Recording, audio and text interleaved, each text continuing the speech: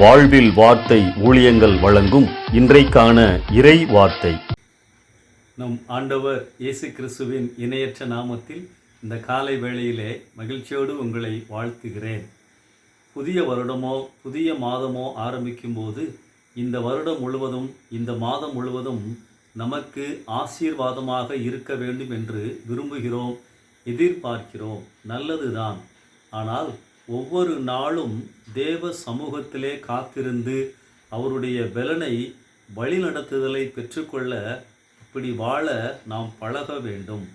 முதலாவது தேவனுடைய ராஜ்யத்தையும் அவருடைய நீதியையும் தேடுங்கள் என்று ஆண்டவர் கூறிவிட்டு நாளைக்காக கவலைப்படாதிருங்கள் என கூறுகிறார்.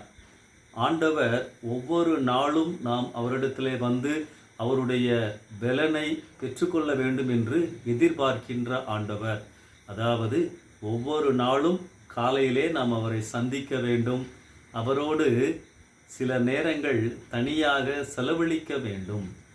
மாத ஒப்பந்தத்தின் அடிப்படையிலோ வருட ஒப்பந்தத்தின் அடிப்படையிலோ ஆண்டவர் நம்மை ஆசீர்வதிப்பதில்லை, வழி நடத்துவதில்லை.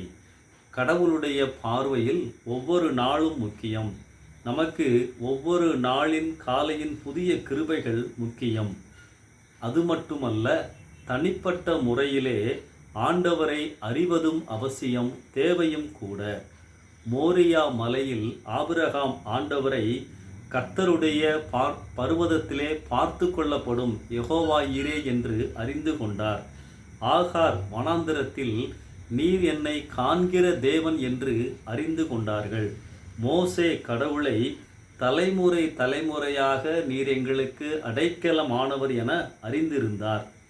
பவுல் ஆண்டவரை தன்னை எப்போதும் தப்புவிக்கிறவர் என அறிந்திருந்தார். தாவீது கடவுளை கண்மலையாக, பெலனாக, கேடகமாக அறிந்திருந்தார், அனுபவித்திருந்தார். இன்று நாம் நம் இயேசு கிறிஸ்துவை நம் மீட்பராக, நமக்கு பாவ மன்னிப்பு கொடுப்பவராக அறிந்திருக்கிறோமா? எப்போதும் ஆண்டவர் தம்மை நமக்கு வெளிப்படுத்துகிற ஆண்டவராகவே இருக்கின்றார். எப்போது அவருடைய பாதத்தில் அமர்ந்து காத்திருந்து அவருடைய வார்த்தைகளை தியானிக்கும் போது, ஆண்டவரின் வல்லமையை ஒவ்வொரு முறையும் நாம் உணரும் போது ஆண்டவருடைய புதிய பரிமாணம் நமக்கு வெளிப்படுத்தப்படுகின்றது. இந்த அனுபவம் நமக்குள்ளதாக வருகின்ற பொழுது பலப்படுவோம், கலங்காதிருப்போம். கடவுள் எனக்குள் இருக்கிறார் என்ற உறுதியை பெற்றுக்கொள்வோம். ஆம், தேவை அமர்ந்து அவரே கடவுள் என்று அறிந்து கொள்வதுதான். மாத ஆரம்பத்தில் மற்றவர்கள் அனுப்பும் வாக்குத்தத்தம் என்ற பெயரில் அனுப்பும் வசனங்கள் நமக்கு எப்படி பொருந்தும்? அப்படியானால் எத்தனை வாக்குத்தத்தங்களை நான் பார்ப்பது காலையிலே வருகின்றது? தனிப்பட்ட முறையில் அனுபவத்தில் ஆண்டவரை உணருங்கள்.